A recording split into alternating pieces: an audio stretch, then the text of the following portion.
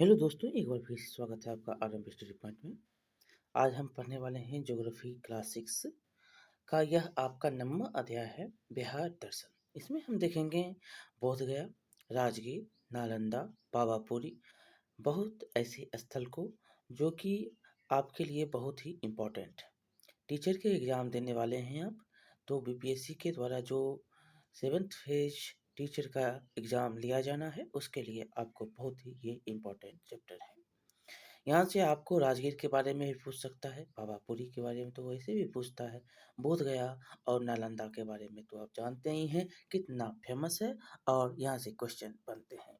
तो चलिए देखते हैं क्या-क्या है और यहाँ से आपको क्वेश्चन जो है पूर्ण रूपेण बनेगा। हम ध्यान से पढ़ेंगे और हर संभव कोशिश करेंगे कि आप याद ही कर लें। जो भी नए हैं, जो भी जानते भी हैं और जो नहीं भी जानते हैं, उनके लिए भी बहुत ही यह लाभदायक है। तो चलिए देखते हैं क्या है। लिखा गया है कि मध्य विद्यालय में पढ़ने वाली रेशमा बहुत खुश थी। उसकी कक्षा में सभी छात्रा अपने वर्ग शिक्षक के साथ बोध गया, राजगीर, नालंदा और पावापुरी के ऐतिहासिक स्थलों को देखने जा रहे थे।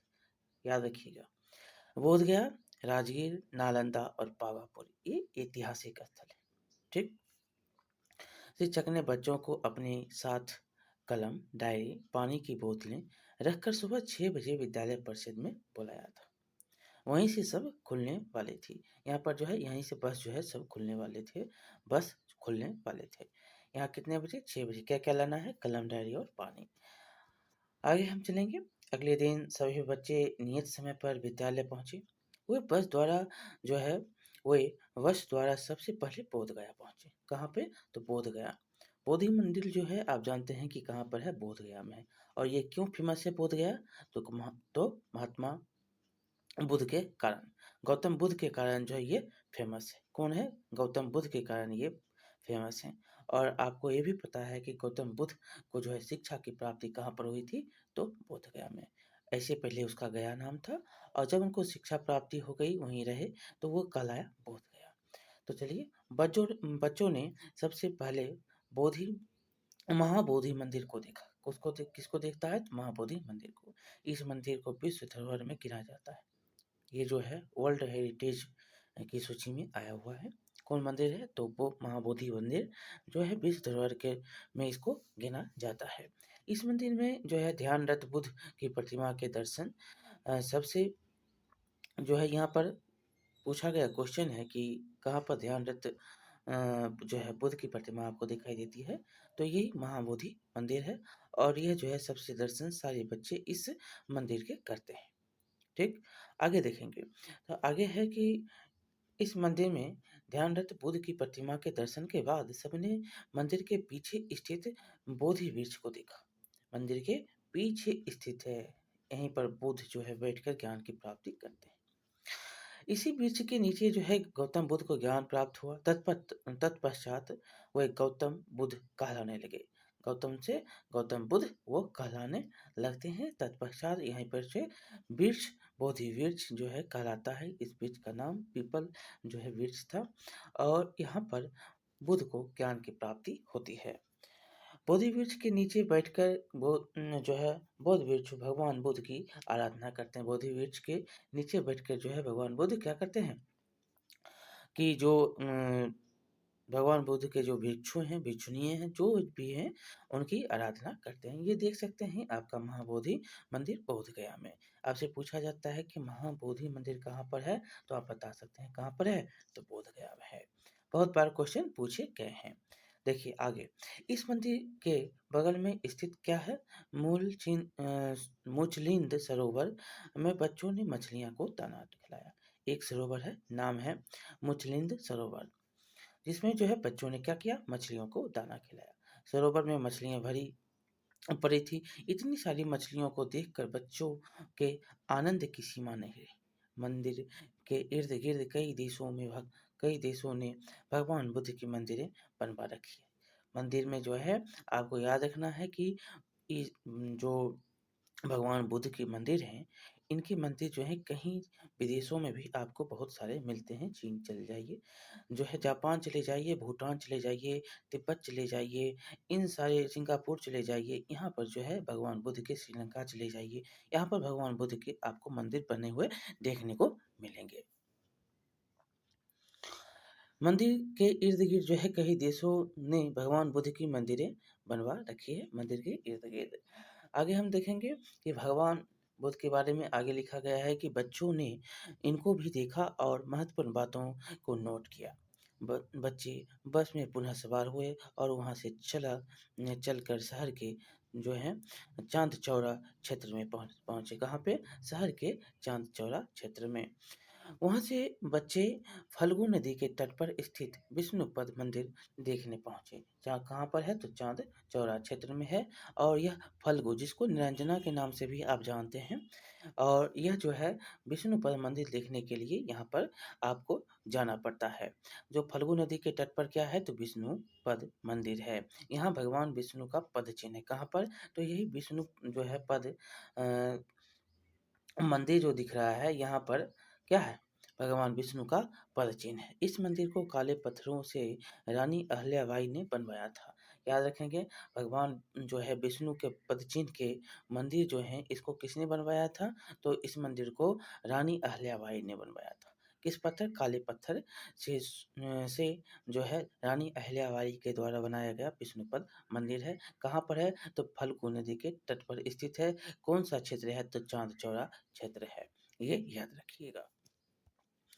आगे हम देखेंगे, आगे है कि वहाँ के पुजारियों ने बताया कि प्रतिवर्ष आश्विन महीने की कृष्ण पक्ष में यहाँ जो है पितृ पक्ष का मेला 15 दिनों के लिए लगता है। प्रतिवर्ष याद रखेंगे किस महीने के लिए पितृपक्ष जो है मेला लगता है। बहुत ही फेमस है ये मेला। आपको अगर गांव या शहर में भी आप रहते हैं तो लोग कहता है गया जी जा रहे हैं। गया जी जा रहे हैं पितृपक्ष जो है अपने जो भी जिनकी मृत्यु हो चुकी है उनका क्या करने के लिए? उद्धार करने के लिए। गया जा रहे हैं उद्धार करने के लिए। यही जो है यही जाया जाता है जो कि आपको किस महीने में? तो आश्विन महीने के कृष्ण पक्ष के जो हैं महीने होते हैं और यहीं पर 15 दिन का यह जो है मेला होता है और पितृ जो है पक्ष का मेला इसको कहा जाता है। देश के कोने-कोने से लोग जो हैं यहाँ पर आते हैं। आकर लोग अपने पूर्वजों की मोक्ष प्राप्ति यहाँ हेतु यहाँ जो है पिंडदान करते हैं। विष्णुपद से सभी बच्चे जो हैं 12 बजे के आसपास राजगीर पहुँचे। अब विष्णुपद से राजगीर। पहला था महाबोधि मंदिर जो कि बोधगया में। दूसरा आपका हो गया जो है विष्णुपद मंदिर जो कि चांद चौरा का क्षेत्र जो है और जो है यह फल्गु नदी के तट पर और ये जो है पद चिन्ह बनवाया गया अहिल्याबाई के द्वारा। और यहाँ पर एक बात और याद रखना, यहाँ पर लगते हैं मेले। तो किसके? तो पितृ पक्ष के। कितने दिनों के लिए? तो 15 दिनों के लिए। कौन महीने होते हैं? तो आश्विन महीने के कृष्ण पक्ष। तो चलिए आगे हम चलते हैं, राजगीर पहुँचते हैं। ये आप देख सकते हैं ध्यानरत महात्मा बुद्ध का तस्वीर जो कि दिखाया गया ये है। यहाँ पर अब हम राजगीर पहुँचेंगे तो राजगीर के गर्म कुंड जो गर्म जल कुंड में हाथ-पाँव धोने से बच्चों को थकान मिट गई। गर्म कहाँ पर है? तो राजगीर में गर्म जल कुंड है। क्या है? गर्म जल कुंड कहाँ पर है? तो राजगीर में है। ये एक तस्वीर आप शांति स्तूप का देख सकते हैं। स्तूप का ये कहाँ पर है? तो राजगीर में है। आपसे पूछा भी जाता है कि शांति स्तूप कहाँ पर है? बताइए तो बताएंगे क्या? तो राजगीर।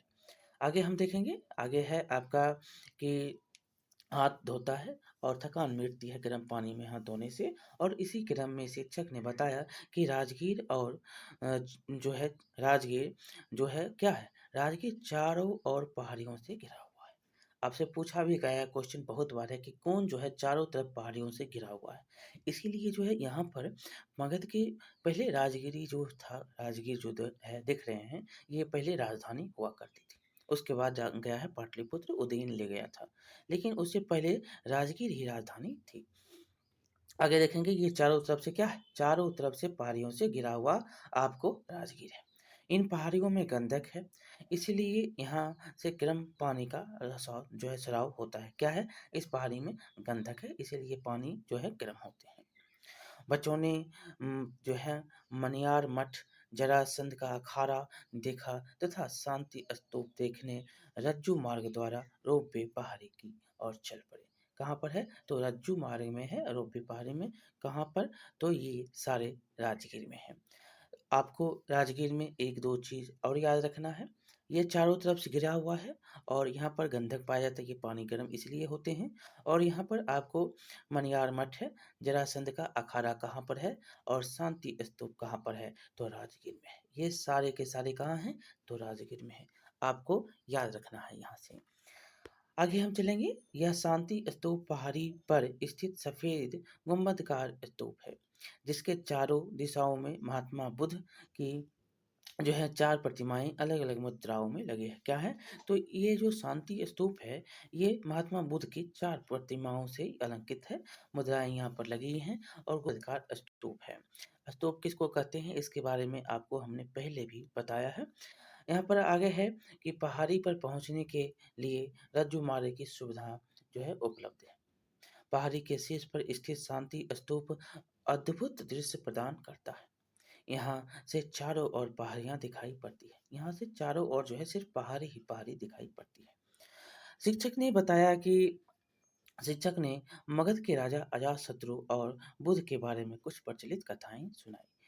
जो अजातशत्रु और बुद्ध की जो है वश्यकार जाता है पूछने के लिए कि कैसे हम वज्जी संघ को जीते। तो बुद्ध ही वहाँ पर बताते हैं कि अगर वो संगठित है, अगर वो जो है एकजुट आता है और सभाएँ जो होती रहती हैं, तो वह कभी टूट नहीं सकता है। तो उन्होंने अजातशत्रु ने क्या किया था, तो सभा को ही जो है भंग करने की हर संभव कोशिश की थी और वज्रकार के द्वारा जो है ये सारी बातें जो है अजातशत्रु को कही गई थी। और उसके बाद ये जो है फूट डालता है और बज्जी संघ को भी अपने में मिला लेता है। आगे हम चलेंगे जो वैशाली का क्षेत्र आपको मिलता है। आगे है कि राजगीर से चलकर बच्चे 3 बजे अपराह्न नालंदा पहुँचे। अब चलिए नालंदा। आपने राजगीर को देखा और बोधगया को देखा, अब चलते हैं नालंदा। नालंदा में क्या है, तो रास्ते में ही शिक्षक ने बच्चों के लिए खाजा मिठाई खरीदी। नालंदा में 15वीं सदी में स्थापित 5वीं सदी में स्थापित नालंदा विश्वविद्यालय के खंडहर कब स्थापित हुआ है, तो 5वीं सदी में। 5वीं सदी में ये नालंदा दिख रहा है आपको, नालंदा विश्वविद्यालय जो कि नालंदा में है। यहाँ पर अवशेष पड़े हैं, जो खंडहर के अवशेष अभी 5वीं जो है शताब्दी में इसका निर्माण होता है और अभी भी इसके खंडहर आपको देखने को मिलते हैं, जो कि अलाउद्दीन खिलजी के द्वारा जो है इसको चलाया गया था। यह जो है विश्वविद्यालय ज्ञान विज्ञान अंतर्राष्ट्रीय केंद्रों के रूप में विख्यात था। यहाँ नामांकन के लिए प्रवेश परीक्षा होती थी।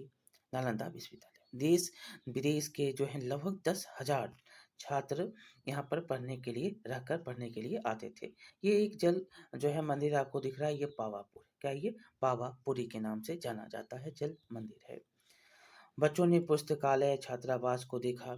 यह जो है यही एक संग्रहालय के कई दुर्लभ पांडुलिपियों की और मूर्तियां रखी गई हैं, जहाँ पर जो है संग्रहालय में पांडुलिपि और मूर्ति रखी गई है। बस इतना ही आपको यहाँ पर अभी कुछ जो है पांडुलिपि और मूर्ति जो है साक्ष्य मिलते हैं और बहुत कुछ जला दिए गए, बहुत ही जो है कुछ लगभग तो जला ही दिया गया, सारा का सारा जो है बिहार जला दिया गया था, नालंदा विश्वविद्यालय जला दिया गया। लेकिन कुछ-कुछ जो बचे हैं वो संग्रहालय में रखे गए हैं। कुछ एक बच्चों ने किताबें भी खरीदी। यहाँ से सब पावापुरी स्थित जल मंदिर देखने गए। कहाँ पर है जल मंदिर? तो पावापुरी में है, पावापुरी में। तालाब के बीचों बीच स्थित जल मंदिर में भगवान महावीर के दर्शन है। पावापुरी में किसके दर्शन? महावीर के। स्तूप में किसके दर्शन? बुद्ध के। आगे है कि तालाब में मछलियाँ और कमल के फूल प्राकृतिक रूप से मंदिर की शोभा बढ़ा रहे थे। यही वजह है कि जहाँ भगवान महावीर ने शरीर त्याग मतलब महापरिनिर्वाण प्राप्त किया, ये जो है पावापुरी है, यहीं पर महावीर ने शरीर त्याग किया। बहुत बार क्वेश्चन पूछे गए हैं कि बताइए महावीर का जो है निर्माण कहाँ होता है? तो कहाँ पर होता है? तो पावापुरी में होता है। आगे की शाम घिर आई थी, सभी बच्चे बस में सवार होकर घर लौटने लगे। शिक्षक ने बताया कि बगल में ही जो है नवादा जिला है। उसके बगल में क्या है? तो नवादा जिला है, जहाँ जो है एक क्या है? ककोलत जलप्रपात है। क्या है ये? ककोलत जलप्रपात। बहुत बार क्वेश्चन पूछे गए हैं। नवादा में ककोलत जलप्रपात, नवादा में ककोलत जलप्रपात। आप याद रखिएगा। यह जो है क्यों प्रसिद्ध है? तो यह अपने ठंडे जल के लिए प्रसिद्ध है। आपको गर्म जल के लिए जो है ऊपर पढ़ें तो राजगीर मिला, तो नीचे आपको क्या मिल रहा है? तो आपको नवादा मिल रहा है, जो ठंडे जल के लिए प्रसिद्ध ककोलत जलप्रपात है। यह जो है एक मनोरम प्राकृतिक स्थल है। समय अभाव के कारण जो है हम वहाँ नहीं जा सके। बच्चे जो हैं सभी बच्चे देर रात अपने-अपने घर अब पहुँच गए हैं। यहाँ से लगभग जो है आपसे क्वेश्चन सारे के सारे पूछे गए हैं। एक भी ऐसा जो है टॉप यहाँ पर पॉइंट नहीं है जिसका बीपीएससी ने क्वेश्चन नहीं पूछा है। आप बीपीएससी का सिलेबस उल्टा कर और या प्रीवियस ईयर उल्टा कर देख सकते हैं कि बीपीएससी के द्वारा क्वेश्चन जो है पूछे गए हैं या नहीं है।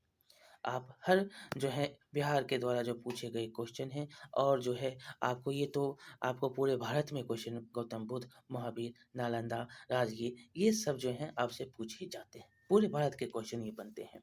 देखिए यहाँ पर कुछ ऑब्जेक्टिव है, इसको भी हम देख लेते हैं। गौतम बुद्ध को ज्ञान की प्राप्ति कहाँ हुई? बहुत बार क्वेश्चन भी आई है। यहाँ से क्वेश्चन जो है बहुत बार पूछे गए। कहाँ पर है? तो बोध गया में। बोध गया में। आगे देखिएंगे। देखिए गया में अवस्थित जो है विष्णुपद मंदिर किसने बनवाया था? आपने ऊपर पढ़ा कि काली जो है पत्थर से बनवाया गया रानी अहल्याबाई के द्वारा विष्णुपद मंदिर है। विष्णुपद मंदिर आपको मिलता है। अगला क्वेश्चन है कि बिहार में गर्म जल कुंड कहाँ पर है? आपको अभी तो हमने पढ़ाया कि गर्म जल कुंड कहाँ पर है? तो राजगीर में। कहाँ पे? तो राजगीर में। ककुलत प्रसिद्ध किसके लिए है? तो ककुलत ठंडे जल के लिए प्रसिद्ध है। कहाँ पर है? तो नवादा में। नवादा में ककुलत जल प्रपात है। आगे है जरासंध का अखाड़ा अवस्थित है। आपको हमने ऊपर भी बताया कि जरासंध का अखाड़ा हो गया, ये स्तूप हो गया और जो है एक और था उसकी बात ने हमने की थी वो राजगीर में है। कहाँ पर है? तो राजगीर में है। एक जो आपको राजगीर में और मिलता है जो कि यहाँ पर मिलता है क्या है? तो मनियार मठ।